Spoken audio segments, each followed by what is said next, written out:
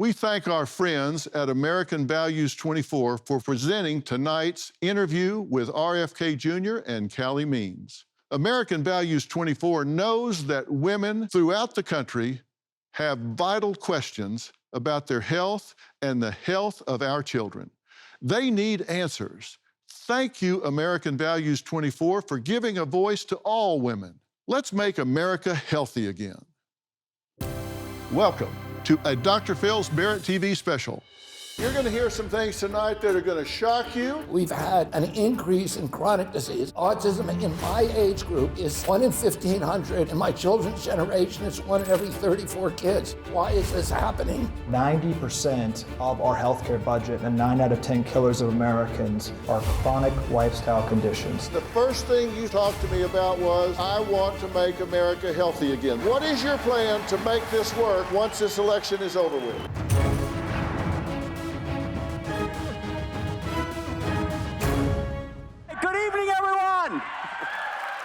Welcome. It's going to be a wonderful evening here tonight. What a great crowd. I'm Lloyd Smucker, and it's an honor of mine to represent this area, Pennsylvania 11th District, which includes Lancaster County and some of York County. So now it's my job to welcome someone to the stage who you all know, one of the premier mental health experts in the world, who has helped more Americans than any living psychologist. Would you please welcome with me Dr. Phil?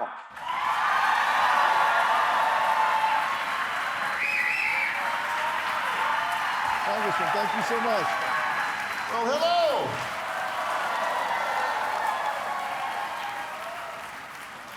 Well, good evening. Thank you so much for being here. This is an important night, and we're talking about important things, and that's why I came here tonight. I don't want to waste more time, so I want to introduce the rest of this evening's panel. And I was asked by my good friend, RFK Jr. Bobby asked me to join him and to moderate this very important roundtable, Make America Healthy Again. And let me tell you, you're going to hear some things tonight that are going to shock you, it's going to upset you, and it's going to motivate you to not just get out and vote, but to get 5 other people to go with you to vote. And that's what we want to happen. You will not find an American family that is not touched by what we're going to say tonight in some way, whether it's your parents or your grandparents or your children. This touches everybody. It's touched my family. It's touched my children. I have 4 grandchildren. All of them are touched in some way by this. It's incredibly personal to Bobby. He's been very bravely open about his battle with a heroin addiction for 14 years. And he is now fighting to end the addiction crisis in America. And God bless him for being open about that.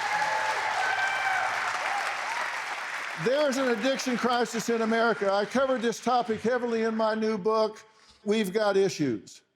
Overdose deaths in this country are going through the roof. Since 1999, the number has quintupled, and it is still rising. In 2022, the last year for which we have complete data, the record on overdose deaths in this country topped 105,000. According to the National Institutes of Health, it's over 300 people a day. That's the equivalent of a jumbo jet going down every day. But somehow or another, it just seems to slide by. But it's not going to slide by anymore because Bobby Kennedy's going to make sure it does not.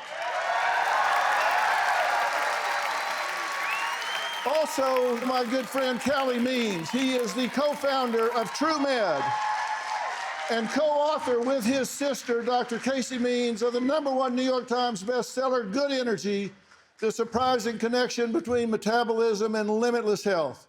Earlier in his career, he was consultant for food and pharma companies and is now exposing their practices.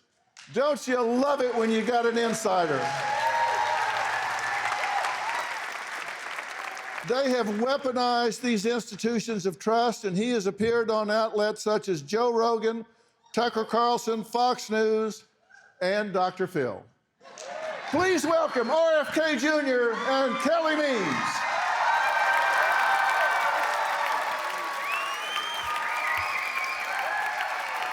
Thanks, man.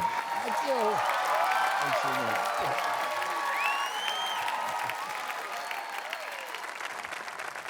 Okay, gentlemen, thank you guys so much for letting me be part of this. Thank you for being here, Phil. I get I really called fired Phil up. about 2 days ago and said, will you come and do this? So I'm very, very grateful for you taking it. Well, you bet. Well, I get fired up about this when you start talking about it, and you've spoken at length about the need to make America healthy again. What does it mean to make America healthy again, and what does this encompass? What has to happen? When I was a kid, we were the healthiest country in the world. We had the most revered healthcare system. We had the greatest scientific agencies. NIH was the gold standard research agency in the world.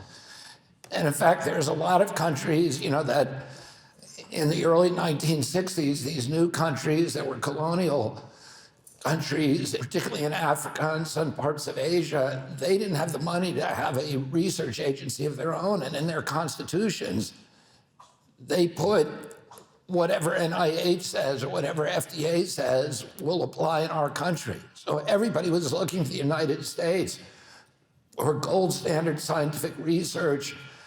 And we had the gold standard healthcare. You've seen these pictures of the Presidential Council on Physical Fitness, which my uncle started, where these kids in high school, they all look healthy, they all look like athletes, the athletes of today. But these were just average high school students.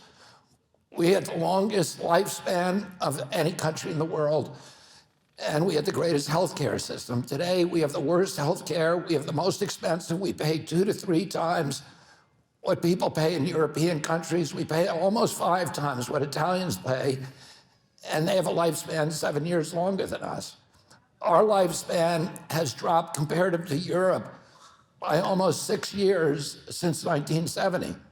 So we are losing every year. We're losing IQ, and that has never happened before. College entrance exam scores are dropping. We're seeing, as you pointed out, a mental health crisis. 40% of American teenagers are diagnosed with depression. This is not normal. We've had an increase in chronic disease. And what do I mean by chronic disease? I mean basically 3 categories. One is neurological diseases like ADD, ADHD, speech delay, language delay, tics, Tourette syndrome, narcolepsy, ASD, autism. These are words that I didn't know as a kid. I never knew anybody with these diseases. I had 11 siblings. I had about 70 first cousins, and I didn't know anybody who had any of these diseases. Autism in my age group, 70-year-old men, is still today about 1 in, depending on what study you read, 1 in 1,500 to 1 in 10,000. In my children's generation, it's 1 in every 34 kids, 1 in every 22 boys. And nobody's asking, why is this happening? This is a whole generation that's being wiped out. The other category is autoimmune diseases, which is rheumatoid arthritis, lupus, Crohn's disease, all of these exotic diseases that we never heard of. And suddenly they're in every classroom. Diabetes, when I was a kid, the average pediatrician saw 1 case of diabetes over a 40 or 50-year career. Today, 1 out of every 3 children who walk through his office door is diabetic or pre-diabetic. That's not normal. Other nations don't have anything like that. And then allergic disease has also exploded. These are peanut allergies, food allergies, eczema. I never heard of eczema when I was a kid. Today, in every classroom, I never heard of a peanut allergy. I knew nobody who had a peanut allergy. Why do 5 of my 7 kids have food allergies? This isn't normal. If it continues on this trajectory, where are we going to be in 1 or 2 more generations? And Calley, why is this happening? Are we not absolutely poisoning the children?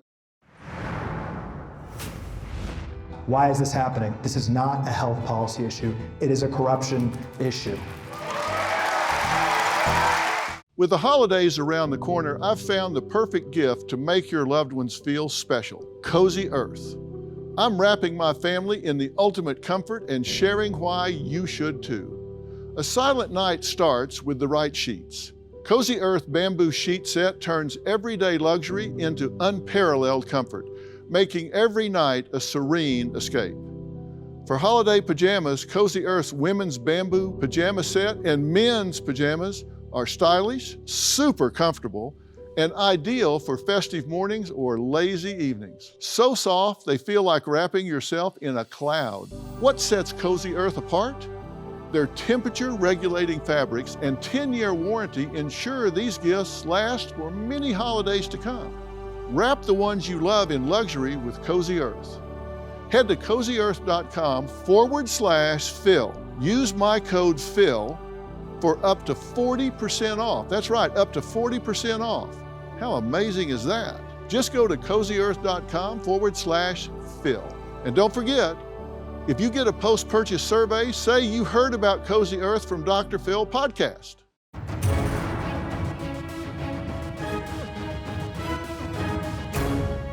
Are we not absolutely poisoning the children that are coming up through these generations today? This isn't coming out of nowhere. We're actually poisoning these children.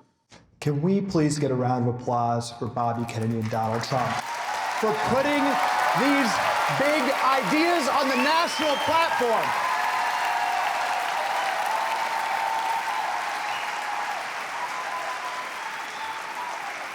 This is not partisan.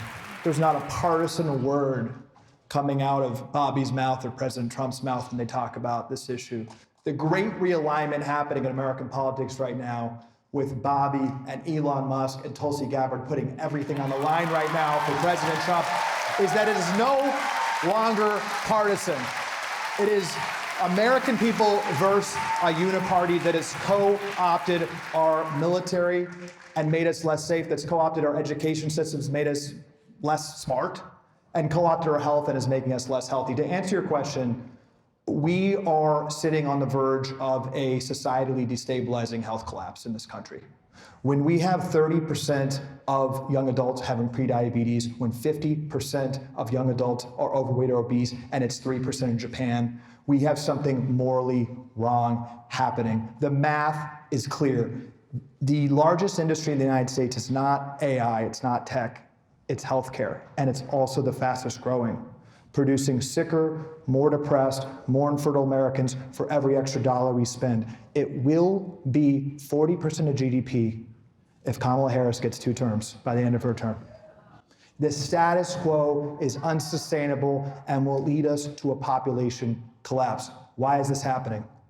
What's so powerful about Bobby Kennedy and Donald Trump, what they have put their finger on, is that this is not a health policy issue. It is a corruption issue.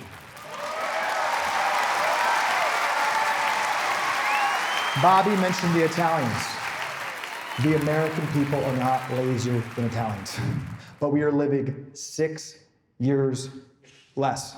We are committing suicide at a much higher rate. We are far less infertile. There's something happening, not with the people in this room. I know everyone in this room wants to be healthy. Everyone in the room wants their kids to be healthy.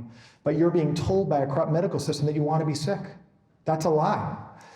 The reason this is happening is because the pharmaceutical and healthcare industry, just as a statement of economic fact, is the largest funder of politicians in America.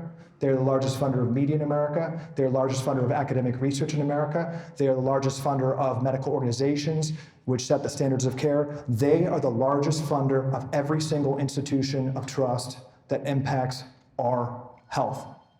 And they've co-opted those institutions to where the NIH has had 8,000 conflicts of interest in the last couple of years. Just this week, the NIH did a $10 million study on whether puberty blockers for kids was a good thing or a bad thing. The results, it just leaked today, were that it's not such a good thing, and the NIH hid those results because they said it would be bad to get those results out, bad to get that science out. You're talking about they're the biggest funders. That means they're buying the results. It means they're buying the results. And something else that we need to add to it, it's not just the physical health. Right now, in 2009 and 2010, we had the highest levels of anxiety, depression, and loneliness among our young people since records were being kept.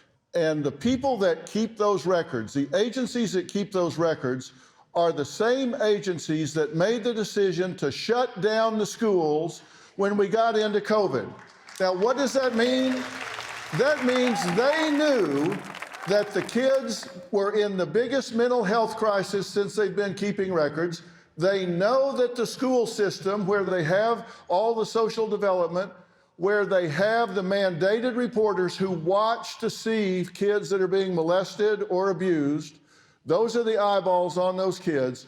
They shut down those schools and kept them shut down for so long without any plan to open them back up. And what we saw were the referrals for sexual molestation and abuse nationwide dropped as much as 40 to 50%. And those kids began to have educational gaps, social gaps, and increases even higher in depression, anxiety, and loneliness. And when you ask them why they would pull that down when they knew that that virus was not life-threatening to those children, they said, well, we did the best we could with what we knew at the time. No, they did not. They did not do the best they could with what they had at the time. And what Bobby Kennedy and Donald Trump are doing is saying we're going to have transparency with these agencies to know what they're doing and why they're doing it. I would add to that just to tell you, one of a really typical way that CDC handles this kind of bad news. CDC lists childhood milestones, and the childhood milestones until last year said that an American child by the age of 12 months should be able to walk. That by 18 months, a child should have 50 words. Well, what we saw during the lockdowns particularly was a huge drop in IQ. A Brown University study showed a 22-point drop in IQ among American toddlers during the lockdown. And about 1 year ago, CDC changed the childhood milestones so that now a child is expected to walk at 18 months and to have 50 words by 2 years. So what they're doing is they're normalizing the dumbing down of American children by telling us, oh, this is normal, don't worry about it. That's what they've been doing with autism for years. They've been trying to convince us, oh, we're just seeing it for the first time. And this is a lie. If you were seeing it for the first time, why aren't you seeing it in 70-year-old men? Why are you only seeing it in kids who are under 35? And CDC hides those things from us to conceal from us. As Calley just said, when they get bad news, they bury their failure to protect our kids. During COVID, we had the highest death rate of any country in the world. In this country, we had 16% of the COVID deaths. We only have 4.2% of the global population. Why are we giving awards to people who manage COVID? They had the worst record of any nation in the world by far. And when you ask CDC, why did we do so badly on COVID compared to the rest of the world? They say, well, it's not our fault. It's because Americans are so sick. Because according to CDC, the average American who died from COVID had 3.8 chronic diseases. Oh, COVID wasn't killing healthy children. They can't find a single healthy kid who died from COVID. COVID was killing people who had chronic disease. And we have the highest chronic disease burden of any nation in the world, and that's why we were dying from COVID. And people worry about the next pandemic. Well, the next pandemic is going to affect us if we're sick. We got to get Americans healthy again. And that's what Donald Trump wants to do. You say 2 generations ago, America was the healthiest country in the world, but now chronic disease is an epidemic costing the economy $4 trillion a year, dwarfing even the defense budget. It's $4.3 trillion. It's 5 times the defense budget. When my uncle was president, 6% of Americans had chronic disease, and we spent zero on chronic disease in this country. Today, probably around 60%. We don't know the exact number because NIH stopped publishing that number in 2006. But by 2006, it had raised to 54%. It's almost certainly 60% today. And it's costing us 5 times our military budget. As Calley has said, this is existential. This is what's going to kill our country. It's chronic disease. You know, our nation is going to face all kinds of crises in the next 2 decades. But we're a resilient country. We have tremendous strength. We have innovative capacity like none other in the world. We have a kind of freedom in this country that other people don't have that gives us that resilience. But if you've got a sick child, or if you have a chronic disease and you're dependent every day in your life of pharmaceutical interventions, it is crushing. And it's crushing our economy, it's crushing us morally, it's crushing our optimism and our hope for the future. In 2013, Gallup did a poll of Americans under 35 years of age, between 18 and 35, and asked Americans, young people, are you proud of the United States of America? 80% said yes. The same poll taken 8 months ago, only 18% said yes. Because people have lost their pride in our country because they've lost faith in their own futures.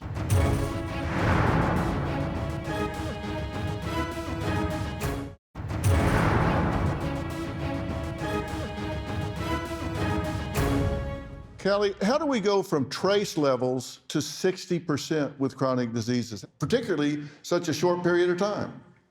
It's the broken paradigm of chronic disease management that we can change very, very quickly. Right now, 90% of our healthcare budget and 9 out of 10 killers of Americans and the conditions that are plaguing, I'm surely many people in this room and many kids, are chronic lifestyle conditions. That's what's plaguing America, right?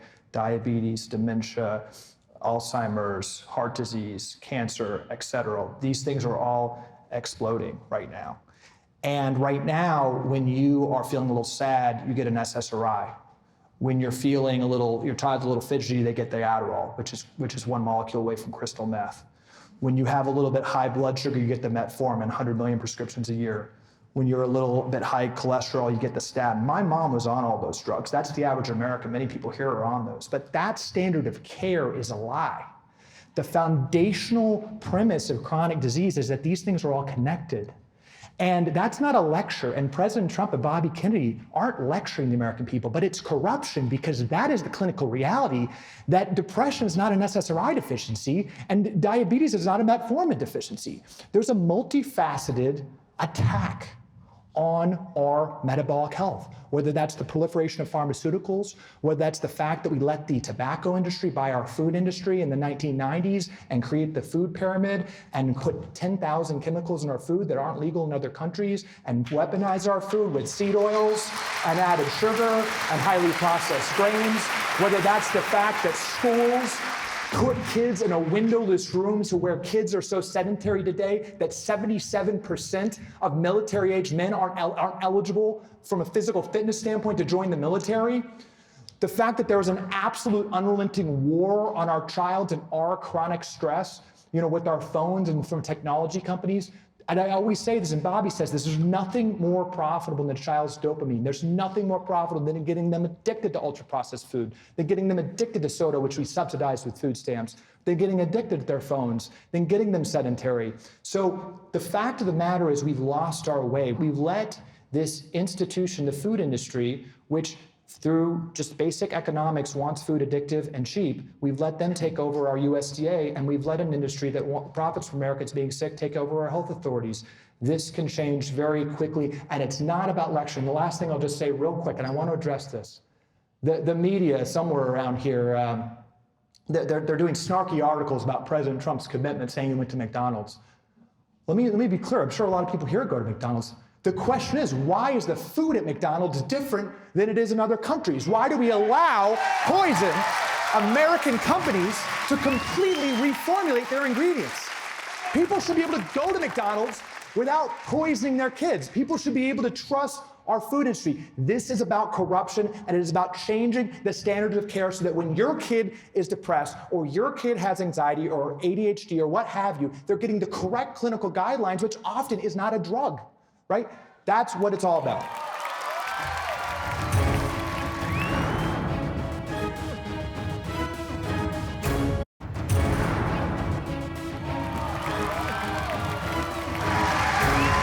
Bobby, something you taught me when you and I were talking previously, that when drugs get approved by the FDA or different agencies along the way, you say whoever approves those drugs actually gets paid for life for approving those drugs?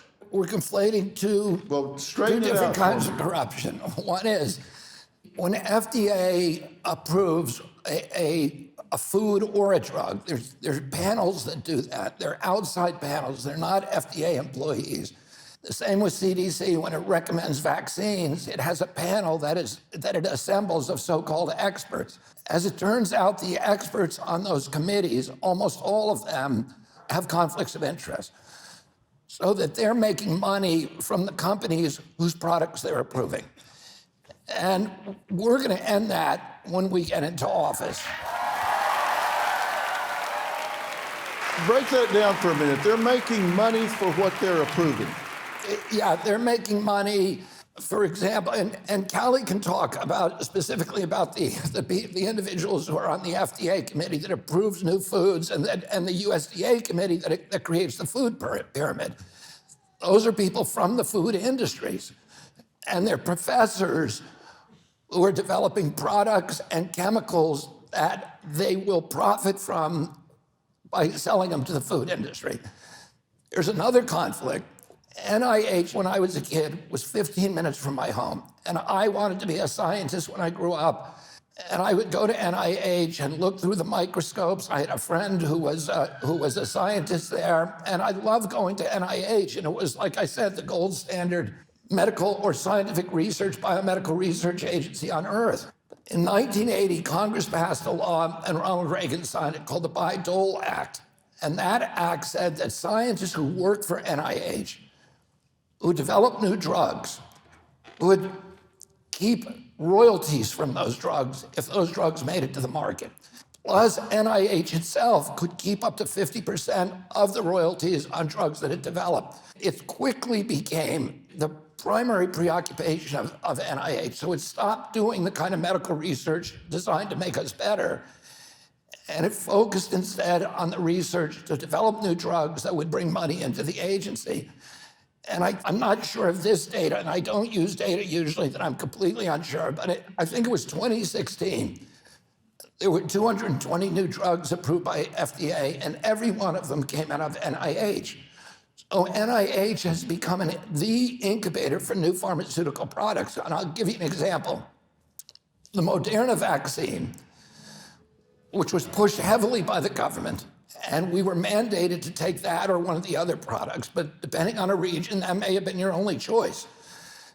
That product was developed in-house at NIH. There are 6 scientists at NIH who will collect $150,000 forever, not just for their lives, but as long as mRNA products are on the market, they and their heirs will collect money. So they're paying for their mortgages, their boats, they're paying for their children's education.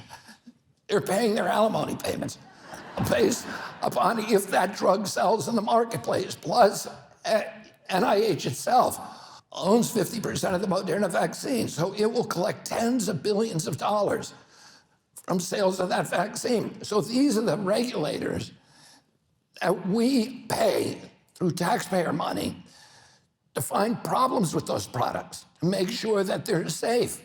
But of course, if you're paying all of your bills with that product, you have a huge incentive to overlook those problems. And that mercantile impulse in any system will quickly overcome and subsume the regulatory function. I'm sorry, that's just a conflict of interest. I don't care how you paint it, that's just a conflict of interest. Calley, am I wrong?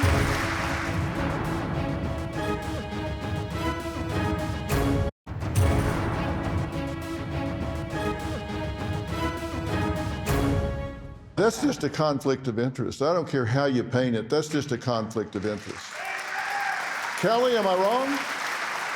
Dr. Phil, it seems like it's surprising you. I think it's surprising everyone in this room. There are not conflict of interest rules today among FDA advisory committees that are approving drugs. 19 out of the 20 experts who are on the USDA Nutrition Guideline Committee that set the standards for your children are paid for by food and/or pharma companies. Today, the USDA says that added sugar can be a healthy part of a 2-year-old's diet. We have a metabolic health crisis among children with obesity, diabetes, and cardiology issues among kids. The biggest, probably here, right? The biggest building in every city I go to is a brand new children's hospital, right? A brand new pediatric cardiology center. Politicians on both sides of the aisle go to that ribbon cutting ceremony. Why do we have so many pediatric cardiology centers being built? That is not a sign of progress. That is not a sign of progress. And this is a sign of optimism. I feel like what's happening in this movement is we have an existential moment, but the message is, and Bobby says this, and I can tell you it's true, this can change so quickly. It is just that the FDA advisory committee that's giving advice on obesity, that people should not be paid by obesity drug makers and telling 6-year-olds that they should be getting lifetime obesity shots. That's what happens. We just need to get the conflicts out of the science and have real, actual, fearless science about why we're getting sick. Well, this affects Democratic children and Republican children. These agencies are so utterly captive that they've become corrupt to their core. So if there are drugs that come along that actually help people and they're not patented, the FDA will try everything in its power to destroy them. The FDA is the enemy of raw milk in this country. The health agencies, which are supposed to be serving public and promoting public health, have become instead vessels for promoting and advancing the mercantile and commercial interests of the industries that they're supposed to be regulating. They have become sock puppets of the industries they regulate. The Trump administration took historic actions during the first administration to lower prescription drug prices, to expand access to affordable coverage, deliver hospital and insurer price transparency, to allow Americans to get to trusted doctors. Now, this is going to be a challenge when it starts again. And I don't know what's going to happen if it doesn't start again, but what is the plan? How are you going to impact this when November 5th comes? That's close. And we've got people here like Calley and Bobby who are saying, put me in, coach. I want to do this. I want to make this a priority. And I had the privilege of being Bobby's first interview when he made the announcement that he was going to pursue this with the Trump administration. And the first thing you sat down and talked to me about was, I want to make America healthy again. That's what you said because you had brokered that deal with Donald J. Trump. What is your plan to make this work once this election is over with?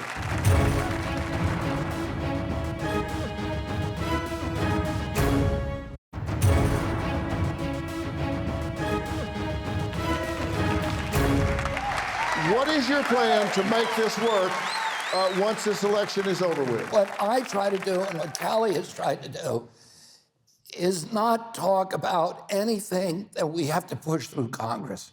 Because anybody who tells you that they are going to change a law that requires congressional approval is, let me say, they're being over-optimistic. And I, during my campaign, have never made that promise. I've said, if you've got to go to Congress, I can tell you what I'd like to do. I can't make any promises. What we have figured out, and what both of us have spent a lifetime between us studying, is how to change things through executive order, through policy changes, and through regulatory changes, and personnel changes.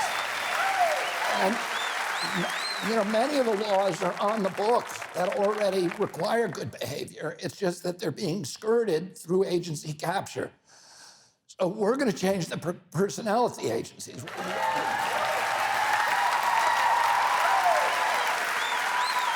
We're gonna fire on day one, or if you can't fire them, we can ship them to a new HHS headquarters in Guam. every nutritional scientist at FDA, because all of them are corrupt.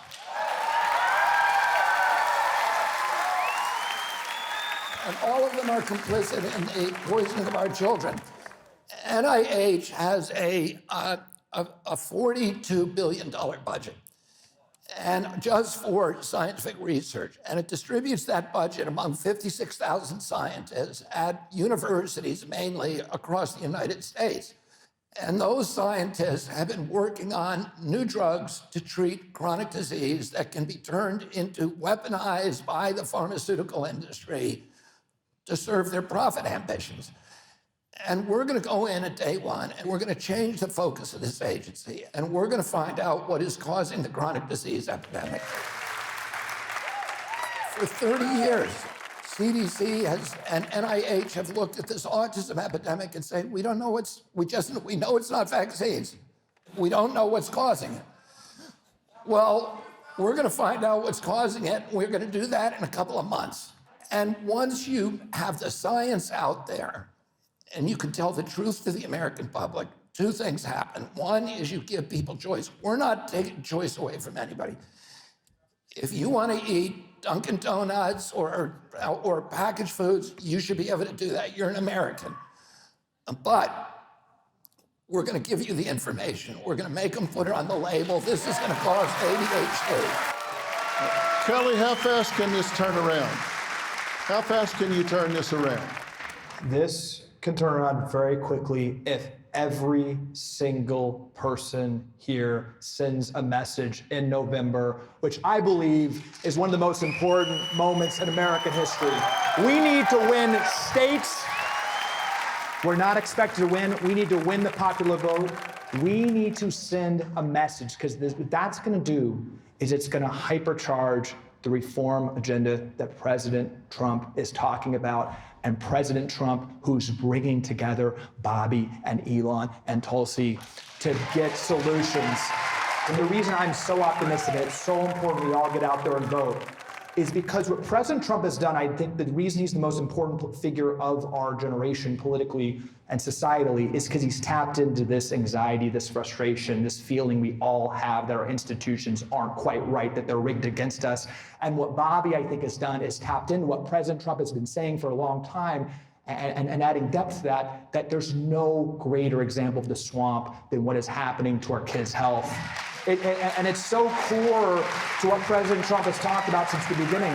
The American people want to thrive, but there's rigged institutions in the way. So I just want to highlight what Bobby and President Trump has been talking about. This is not about command and control. It's not about overregulation. It's about a belief that all of you want to be healthy. That is what the belief is. And number one, you need correct science. So as Bobby said, why do the NIH and CDC have nonprofits that allow pharma and food companies to directly bribe them hundreds of millions of dollars? Cut those day one. Why are there 23 different divisions of the NIH that are all siloed, that all have corrupt, siloed research on mental health and cardiology? Why don't we put them all together? Why don't we ask and reorient and sign with an executive order Bobby's putting together for President Trump? Let's reorient the NIH to asking one question: why are we getting sick?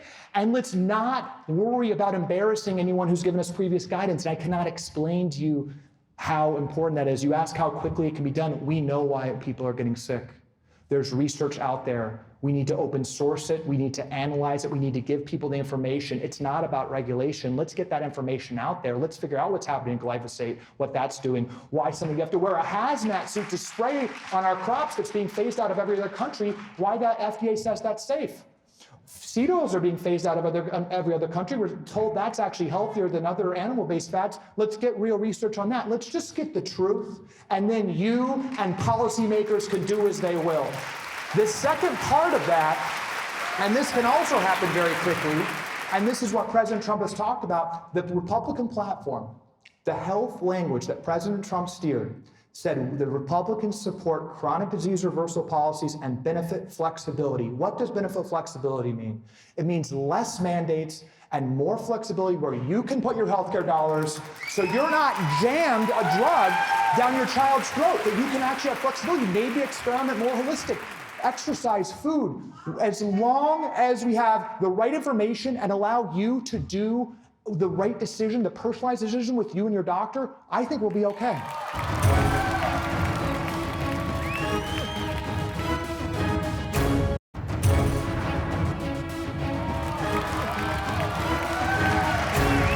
Bobby, we're coming to the end here. Let me give you the final comment. What is it you want people to take away from this meeting and really concentrate on between now and when they cast their votes in this historic election? What is it you want them to really focus on going forward?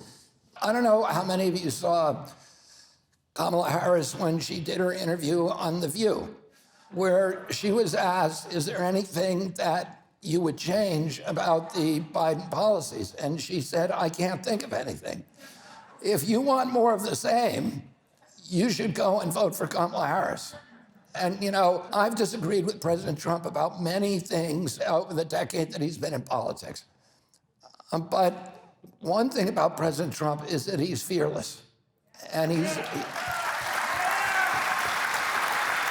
and that's what we need in a political leader today. We need somebody who's willing to go up to challenge orthodoxies, to break institutions that are no longer doing their jobs, to fire people, that's what he's an expert at, you're fired, who are not serving the public interest. And, you know, in every election that we make this statement that this is the most important election in our lifetime. Well, this is now the most important election in my entire lifetime. Do we feel that? And if we win the state of Pennsylvania, we win the country. So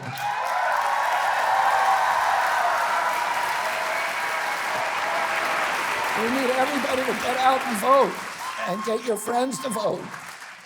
And don't let anybody make excuses. Get to the polls early. How many of you have sent in your ballot? All right, we need all of you to send in your ballot early. Well, thank you for coming out, but let me say this to you.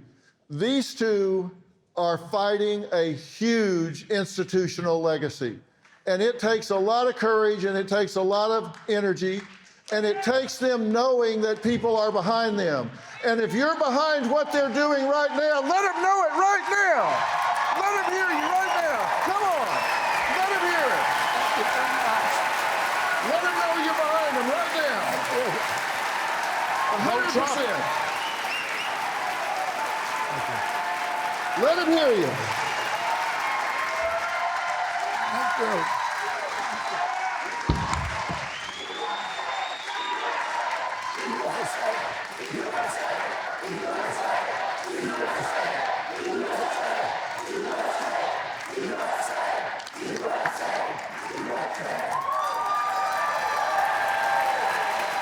Good job, guys.